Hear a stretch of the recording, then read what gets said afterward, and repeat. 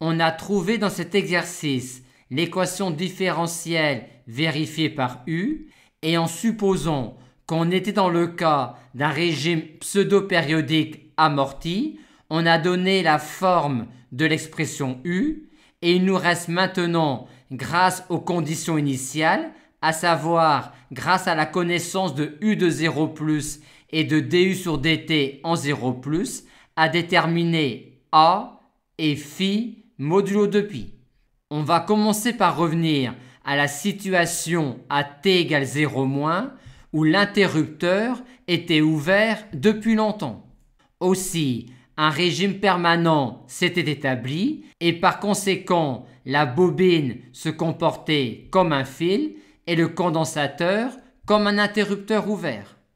Et quelles sont les seules valeurs intéressantes à connaître en 0- pour en déduire des valeurs en 0+?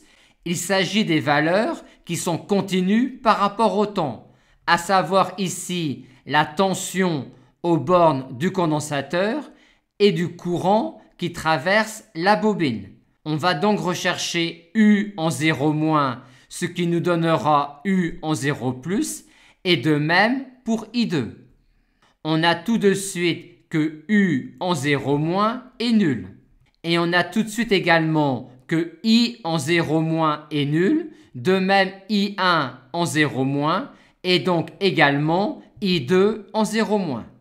Et on en a fini avec la situation en 0-, car on a déterminé les deux seules valeurs qui nous permettaient d'en déduire les valeurs en 0+. Revenons donc maintenant à la situation pour t strictement positif. On connaît déjà U en 0+, il nous faut donc maintenant connaître également du sur dt en 0+. Et pour cela, on va utiliser des relations valides pour t strictement positif que l'on va évaluer en 0+.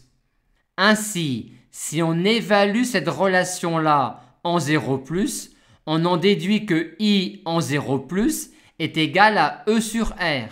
Et si on évalue ensuite cette relation-là en 0+, on en déduit cette valeur-là en 0+ pour du sur dt, vu que I2 en 0+ était nul. On va donc pouvoir en déduire A et phi modulo de pi. On a cette expression-là pour U en 0+, et celle-là pour du sur dt en 0+. Avec ces deux relations-là, on va connaître le complexe A cos phi plus J A sin phi, à savoir le complexe A exponentielle J phi. On a alors tout de suite le module A de ce nombre complexe-là, et son argument est clairement moins pi sur 2 modulo de pi. On a donc ici cos oméga t moins pi sur 2, soit encore cos pi sur 2 moins oméga t, ce qui va nous donner sin oméga t, et ici la valeur de A trouvée, ce qui nous donne finalement cette expression-là pour U de t.